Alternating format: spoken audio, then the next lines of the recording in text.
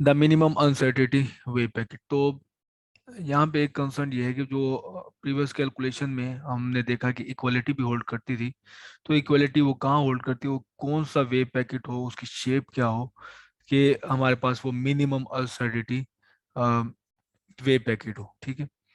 तो पॉइंट ये है कि श्वार्ज इनइक्वालिटी इक्वालिटी बन जाती है जब हमारे पास जो दोनों फंक्शन है वो एक दूसरे के कांस्टेंट मल्टीपल में हो। हमारे पास जैसे कि ये है कि जी एफ को आप किसी कांस्टेंट से मल्टीप्लाई करो और वो बेसिकली वही जी हो। ठीक। तो जी हमारे पास सी एफ, तो जी हमारे पास क्या था, याद है आपके पास? जी था ये जी है बी माइनस एक्सपेक्टेशन वाला बी, और एफ हमारे पास ए माइनस ए। तो हम इन्हीं की बात कर रहे हैं कि एफ हमारे पास कब रिजल्ट आया, जब आपने ये ऑब्जर्वेबल अप्लाई किया है साई पे, या ऑब्जर्व किया है हमारे हमने, और ये ऑब्जर्वेबल जब हमने ऑब्जर्व किया तो हमारे पास रिजल्ट आया ये ये दोनों अगर एक दूसरे के कांस्टेंट मल्टीपल से लिखे जा सकते हैं तो हमारे पास श्वार्ट्ज इनइक्वालिटी इक्वालिटी बन जाती है। तो प्रीवियस कैलकुलेशन में जब हमने ड्राइव किया ये अनसर्टेनिटी प्रिंसिपल, तो हमने कहा है कि अगर आप z का स्क्वायर मॉडुलस लें तो वो ग्रेटर देन होता है इस एक्सप्रेशन से। ठीक है। और z का मॉडुलस आपको पता है कि ये होगा, उसका रियल पार्ट भी है, इमेजिनरी पार्ट भी।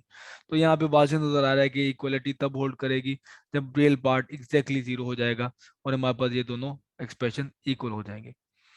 तो z प्रीवियस कैलकुलेशन हमारे पास ये था, f और g का इनर प्रोडक्ट। तो f और g का हमारे पास इनर प्रोडक्ट जो है वो कैसे जीरो होगा, ये पूरा एक्सप्रेशन। तो ये वैल्यू हम पुट करते हैं, g equal to C F. तो g की जगह पे मेरे पास आ गया सी एफ।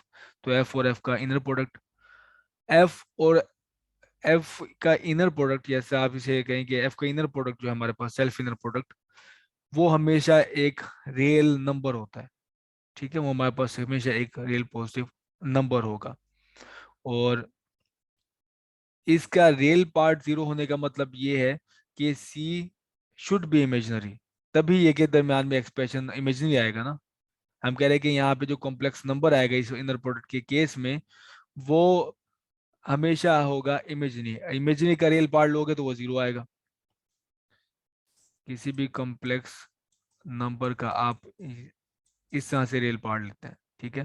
तो ये जीरो कब आता है, जब हमारे पास ये रियल पार्ट z का जीरो ही एग्जैक्टली। तो ये तो मैंने बता दिया कि ये तो हमारे पास होगा हमेशा पॉजिटिव रियल नंबर। ठीक है। तो इसको इमेजिनरी होना चाहिए, इसको शुड प्योर इमेजिनरी होना चाहिए, तभी हमारे पास जब इसका पूरे का रियल पार्ट लोगे तो वो इक्वल टू जीरो आएगा। तो इसका मतलब है सी को हम ऐसे लिख सकते हैं, और ये हमारे पास कोई है पॉजिटिव रियल नंबर। ठीक है। तो ये मैंने प्योर इमेजिनरी लिखा है। अब हम यूज करते हैं वो ये वाला एक्सप्रेशन, ये हम यूज करते हैं। तो जी की मैं वैल्यू पुट करता हूँ, तो जी हमारे पास है मोमेंटम वाला एक्सप्रेशन। ठीक है। तो ये साइ हमारे पास आ गया, तो ये जी हमारे पास अपने अंदर समाये हुए है मोमेंटम ऑब्जर्वेबल, और एफ हमारे पास ये है ये पूरी वैल्यू हमारे पास है एफ, और ये पूरी साइ को मिला के ये हमारे पास पूरी है जी। अब ये है डिफरेंशियल इक्वेशन। तो डिफरेंशियल इक्वेशन का आप किसी चैप्टर में जो गिवन एक्सरसाइज है उसका सोल्यूशन आप फाइंड करोगे तो साई ऑफ एक्स की वैल्यू आएगी ए ई पावर माइनस ए इंटू ये एक्स स्क्वायर और टू एच कट और वगैरह वगैरह, ये भी जो चीज़ें आ जाएंगी। लेकिन यहाँ पे जो पॉइंट है वो नोट करने का कि ये हमारे पास एक्सपोनेंट में ए और साथ है एक्स का स्क्वायर, ये होता है गॉसियन। ठीक है। तो ये गॉसियन वेव फंक्शन है।